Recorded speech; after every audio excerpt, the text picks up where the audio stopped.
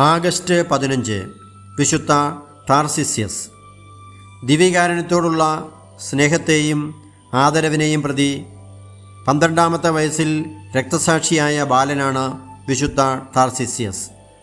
ക്രിസ്തുവർഷം 257 ആയിരുന്നു ടാർസിസിൻ്റെ രക്തസാക്ഷിത്വം. വലേറിയൻ ചക്രവർത്തിയുടെ റോമൻ ഭരണകാലത്ത് കിരാതമായ പീഡനങ്ങളാണ് ക്രിസ്ത്യാനികൾ അനുഭവിക്കേണ്ടി വന്നത്. ക്രിസ്ത്യാനികൾ പീഡിപ്പിക്കപ്പെടുന്നത് കണ്ട് ആസ്വദിക്കുന്നത് ചക്രവർത്തിയുടെ പതിവായിരുന്നു. വിശുദ്ധ ലോറൻസും സിക്സ്റ്റസ് രണ്ടാമൻ പാപ്പായും വധിക്കപ്പെട്ടത് വലേറിയൻ്റെ കൽപ്പനപ്രകാരമാണ്. പീഡനങ്ങളുടെ ആ കാലത്ത് ക്രിസ്ത്യാനികൾ രഹസ്യ സങ്കേതങ്ങളിൽ ഒരുമിച്ച് കൂടുകയും പ്രാർത്ഥിക്കുകയും ബലിയർപ്പിക്കുകയും ചെയ്തിരുന്നു. കാറ്റക്കൊമ്പുകൾ എന്നാണ് ഈ രഹസ്യ സങ്കേതങ്ങളെ വിളിച്ചിരുന്നത്. ബലിയർപ്പണത്തിനു ശേഷം രോഗികൾക്കും തടവിൽ കിടക്കുന്ന ക്രിസ്ത്യാനികൾക്കും രഹസ്യമായി ദിവ്യകാരുണ്യം എത്തിച്ചു കൊടുത്തിരുന്നു. ഒരു ദിവസം ഒരു കാറ്റക്കൊമ്പിൽ ബലിയർപ്പിക്കാനൊരുങ്ങുമ്പോൾ ബിഷപ്പ് ഡയോണീഷ്യസിന് ഒരു കത്ത് കിട്ടി. തടവിൽ കിടക്കുന്ന മെത്രാന്മാർക്കും വൈദികർക്കും ദിവ്യകാരുണ്യം കൊടുത്തയക്കണം എന്നതായിരുന്നു കത്തിലെ ആവശ്യം. ഇതിനുവേണ്ടി ഒരു വ്യക്തിയെ കണ്ടെത്താൻ സഹായിക്കണമെന്ന് പ്രാർത്ഥിക്കാൻ ബിഷപ്പ് ഡയോണീഷ്യസ് വിശ്വാസികളോട് ആവശ്യപ്പെട്ടു.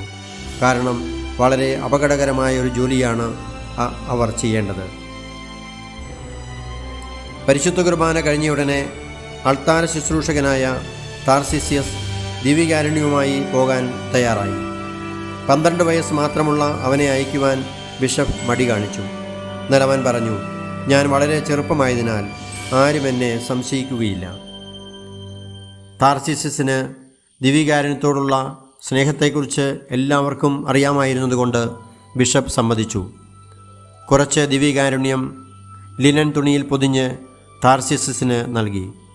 അവനത് തൻ്റെ ഉടുപ്പിനുള്ളിലാക്കി ഹൃദയത്തോട് ചേർത്ത് പിടിച്ചു.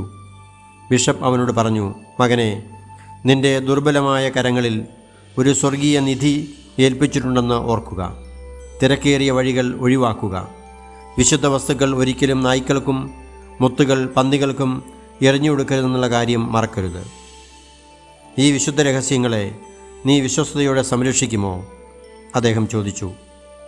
ഇത് നഷ്ടപ്പെടുന്നതിന് പകരം ഞാൻ മരിക്കാൻ തയ്യാറാണ്, ടാർസിസ്യസ് പറഞ്ഞു. അവൻ പോകുന്ന വഴിയിലെ ചില സുഹൃത്തുക്കളെ കണ്ടുമുട്ടി. അവരോടൊപ്പം കളിക്കാൻ അവർ അവനെ ക്ഷണിച്ചു. എന്നാൽ അവൻ തയ്യാറായില്ല. ടാർസിസ്യസ് അവൻ്റെ കയ്യിൽ എന്തോ സൂക്ഷിക്കുന്നതായി അവർക്ക് മനസ്സിലായി. വിജാതീയരായ ആ സുഹൃത്തുക്കൾ അത് അവനിൽ നിന്ന് പിടിച്ചെടുക്കാൻ ശ്രമിച്ചു. എന്നാൽ ടാർസിസ്യസ് വഴങ്ങിയില്ല. ടാർസിസ്യസ് ഈശോയെ വിളിച്ച് പ്രാർത്ഥിച്ചപ്പോൾ അവൻ ക്രിസ്ത്യാനിയാണെന്ന് അവർക്ക് മനസ്സിലായി.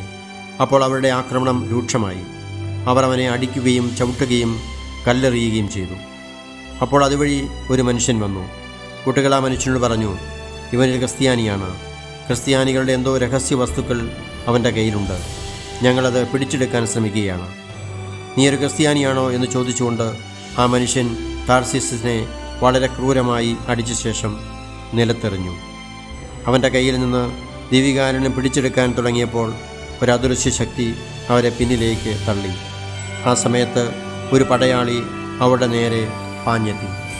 എല്ലാവരെയും അവിടെ നിന്ന് ഓടിച്ച ശേഷം ആ പടയാളി ടാർസിസ്യസിനെ തൻ്റെ കൈകളിൽ എടുത്തു.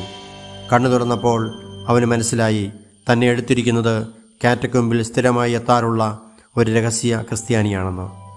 ടാർസിസ്യസ് ആ പടയാളിയോട് പറഞ്ഞു, ഞാൻ മരിക്കുകയാണ്.